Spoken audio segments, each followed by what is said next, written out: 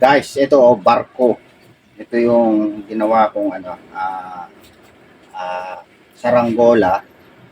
Ayan. Barkong saranggola. Ayan guys. Sana lumipad pero hindi pa siya nalalagyan ng layag. Layag ba tawag dito? Ayan. Para lumipad siya. Mamaya gagawin ko mamaya para mapakita ko sa inyo kung lilipad ba siya o hindi. So, abang-abang lang guys.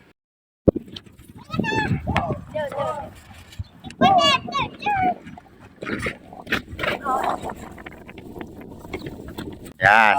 Sige, try natin. Sakaling baka lilipad. Yan guys. Ito na yung ginawa ko. Yan guys, oh. Guys, oh. Makakarating sa Bisaya ito at saka sa Mindanao. Saranggolang barko. Ayan guys. Kung sino magpapagawa, sige, pagawa kayo. Ayan guys, oh.